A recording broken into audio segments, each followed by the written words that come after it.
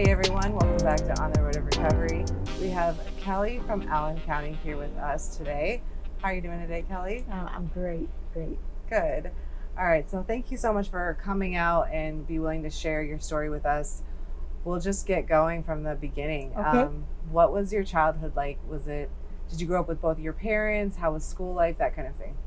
I had a wonderful childhood, what I would say was normal. My parents were married for 56 years prior to my mother's passing. I was raised in a little country church, attended the public schools. I was a cheerleader in high school.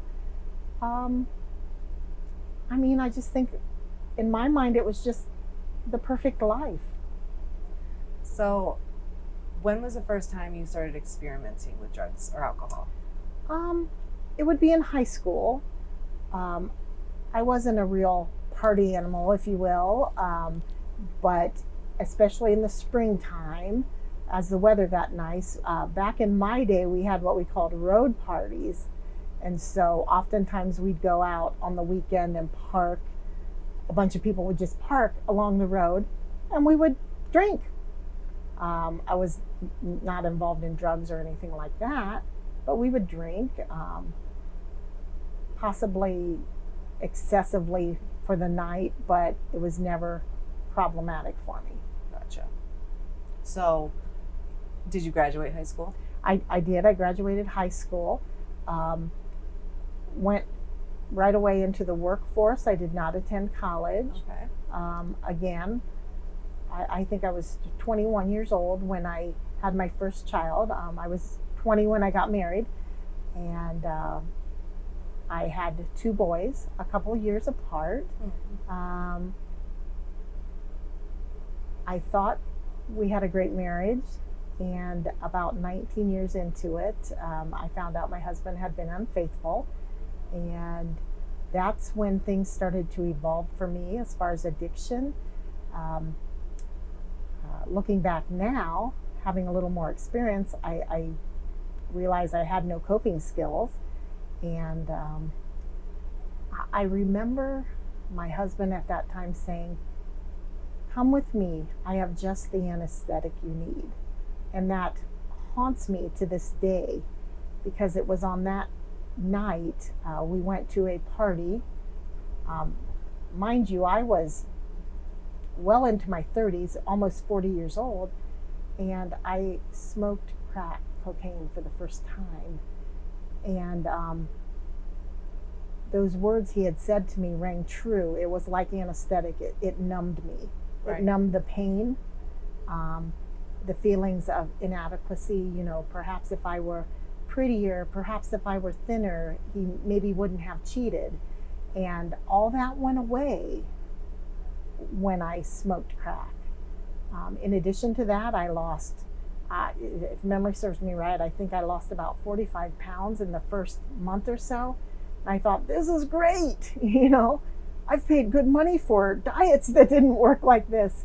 So my addiction evolved very quickly. I went from, that night, some 7 weeks later, we were spending about $1,100 a day. Wow. We had been blessed financially through an inheritance that my husband received, and then we both were self-employed and had good businesses. So what many people would consider a blessing really became a curse, because we didn't run out of money. Right. We could buy whatever we wanted. And so my addiction lasted about 14 months, which is short-lived compared to many. It was by the hand of the law that I would get clean. And I went to a women's rehab. And I remember calling home from there, and my husband's mistress answered the phone. And so grateful I was where I was at the moment. Sure. Because I honestly don't know that I'd be alive had I not been there. Mm-hmm. And that very night, something happened to me spiritually, and I surrendered my life to the Lord. And I thought everything would be perfect. I came home from rehab to find out that both of my adult sons had begun using drugs. Everything was kind of in a whirlwind. I was going through a divorce, and I ended up relapsing after just a few months, and ended up going to a place called the Worst Center, located here in Allen County. It's secured. It's not a rehab, it's a habilitation, I believe it's called. So they had lots of classes and things. For me, I did have a good education, so it was kind of just like a big time out for me. And sometimes we need that. yes. I remember saying, I will never leave my boys again. Even though they were graduated from high school, my youngest was not. He was about to be a senior. So I completed their program and went home like the week before Christmas that year, and have not looked back since. I would like to say that it's been a really nice ride, but I'd be lying. I very quickly after my son graduated high school, within a couple years, he got married and gave me my first grandson. And then he had some marital problems, and so they were living with us. So for an all intensive purposes, I was mama, kind of, to the little boy, Right. Noah. And I thought life was really good. Both of my boys, in different ways, regained their own sobriety. And, to this day, I'll never say life is good because I said that. And as they were both about to celebrate 2 years of sobriety, my youngest son, he had an accident and hurt his foot or his ankle. And, in an addict mind, well, I know what'll take care of this. And we came home to find him unresponsive, and he succumbed to his addiction. The worst day of my life, for sure. Yeah. And so then sorry to hear we that. went to, thank you.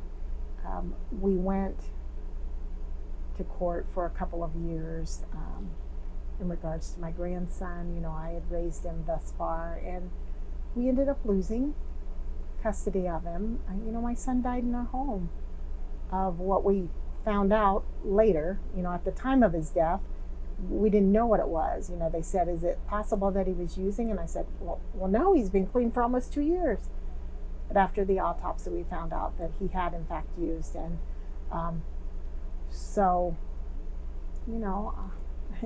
it is what it is. So it was like suffering another huge loss.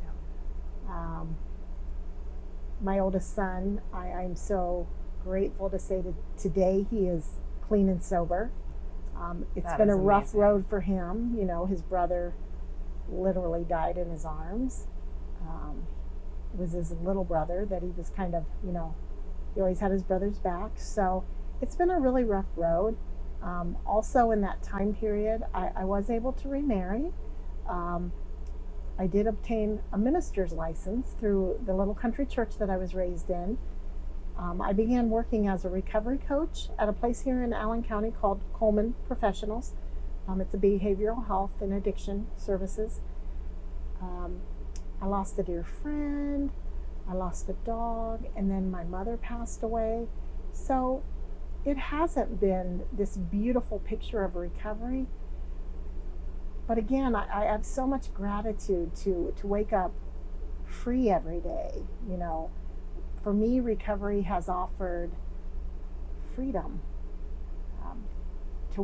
First of all, just to wake up, Right. but to wake up and not have to worry about if the dope boy's awake yet so I can get something, to be able to go to bed and not have to worry about if I'm going to run out before that time. I mean, to those who have never had an addiction, I say be grateful. But those are real fears when you're in addiction, and the paranoia that goes along with it. I mean, it's just, for me, that time of addiction was a time of fear, and to wake up and be content with your life.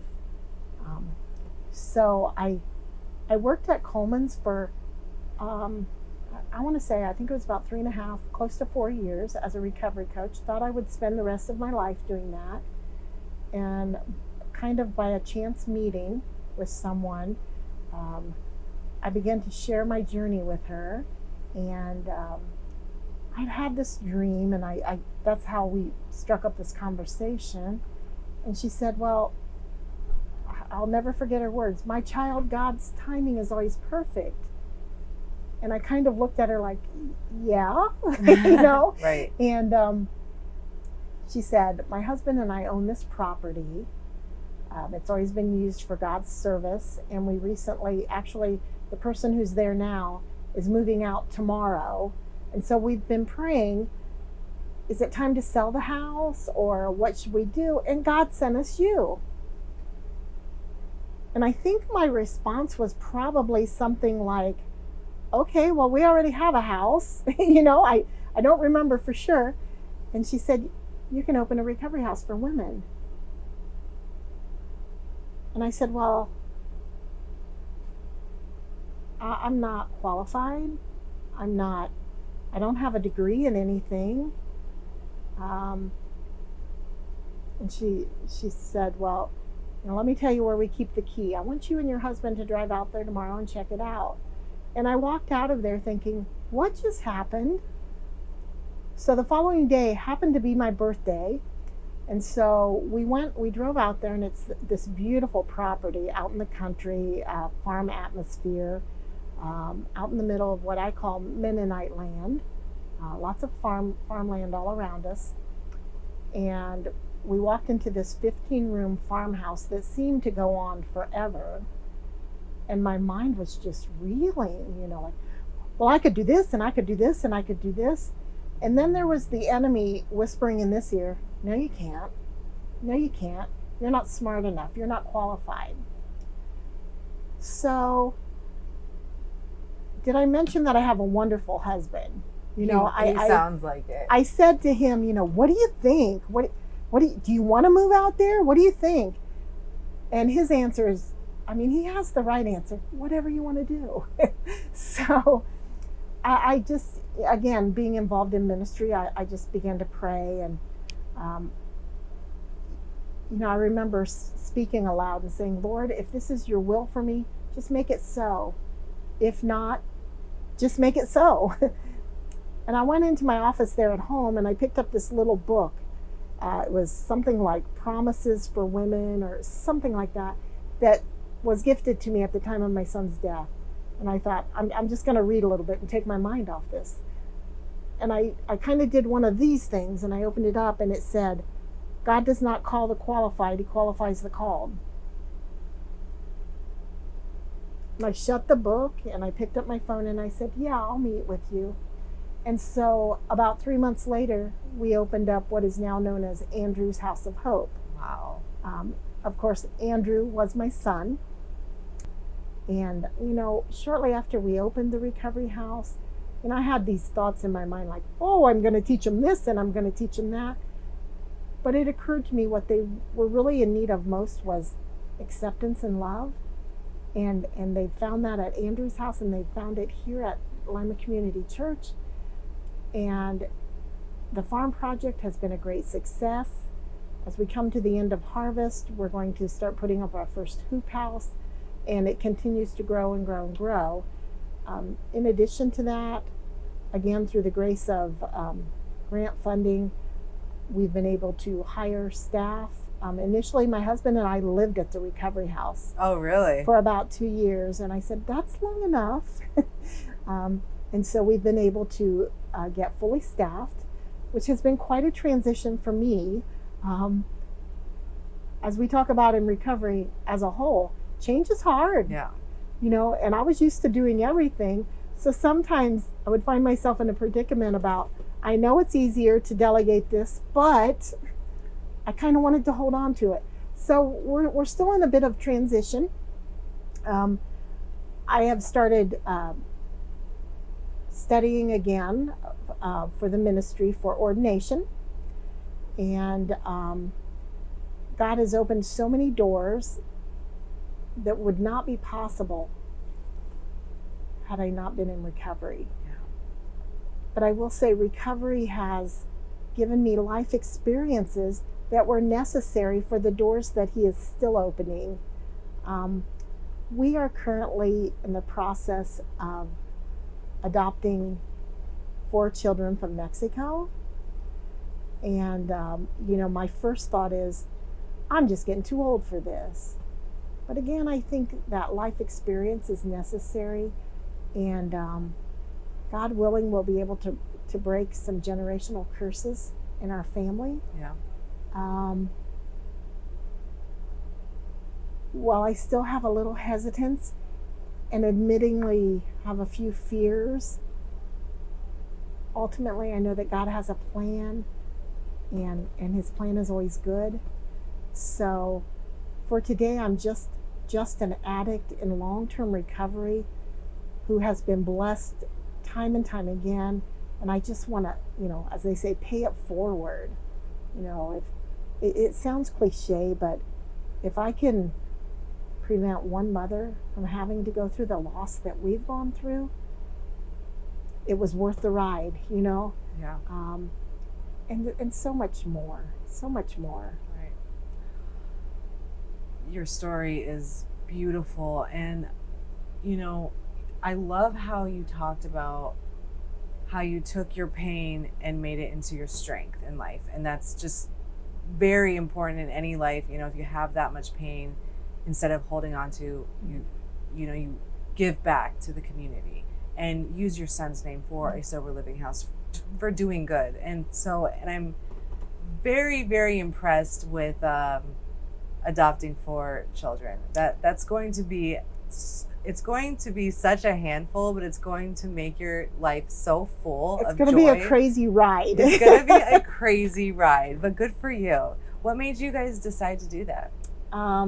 Well, I'm going to try not to cry here.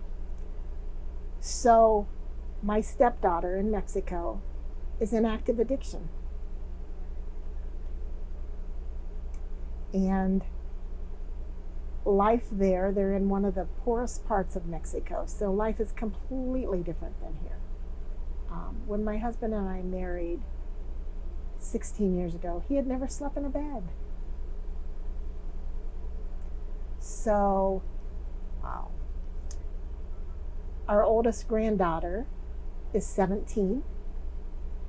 She was messaging us because they can go to the library and get on Messenger.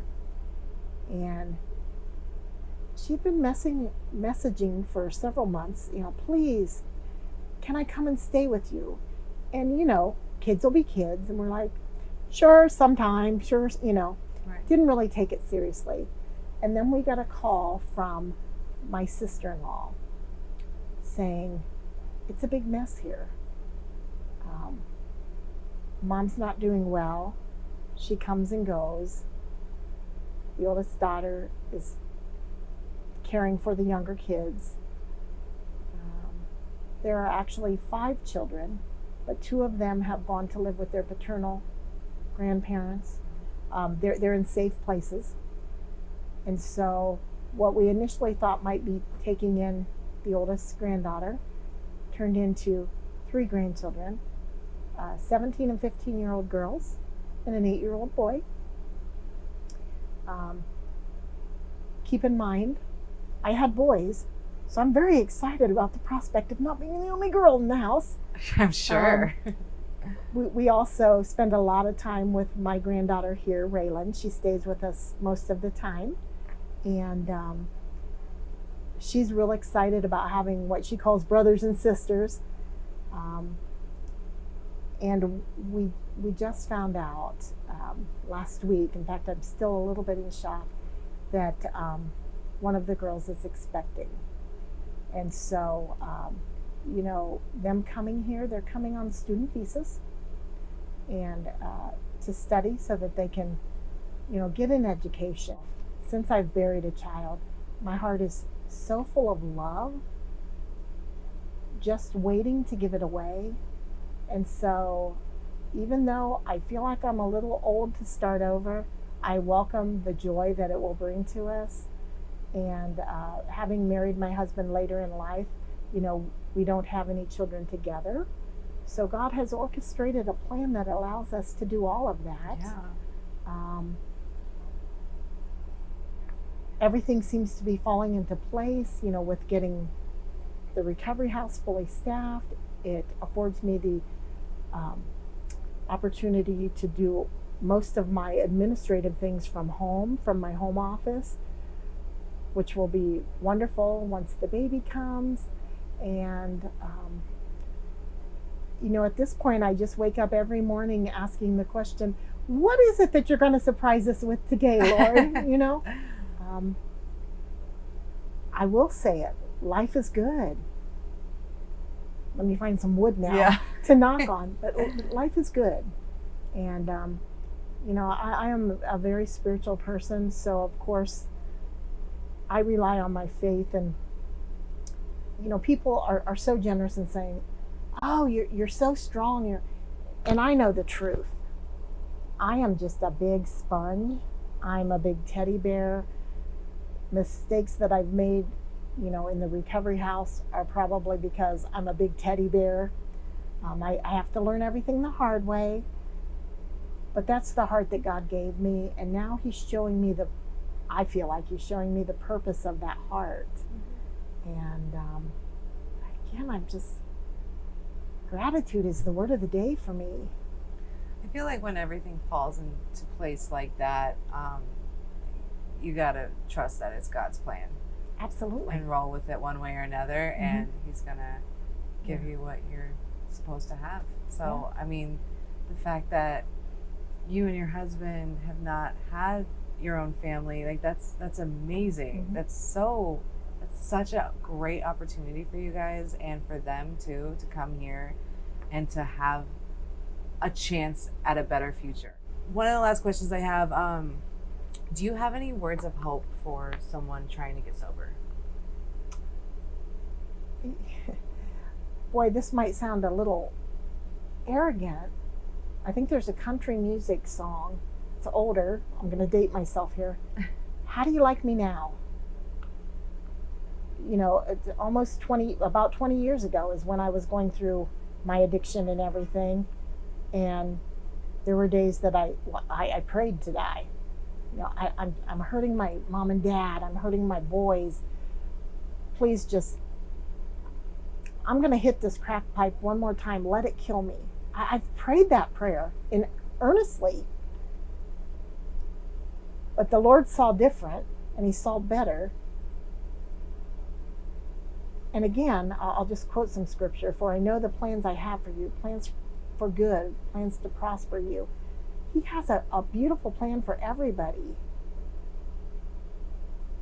And so I go from being in jail, in a rehab, lockdown facility,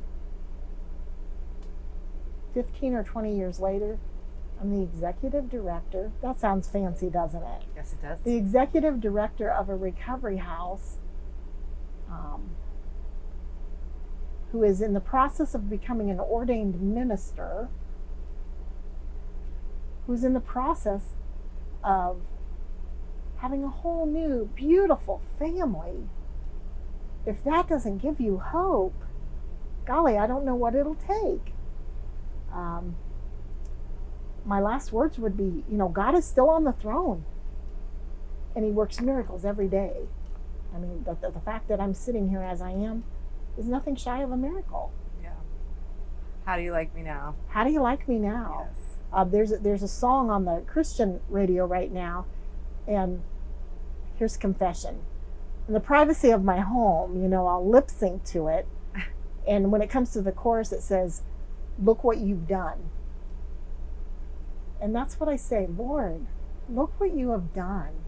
I'm a new person, and there's always doubters that go, yeah, I know her when she did this, and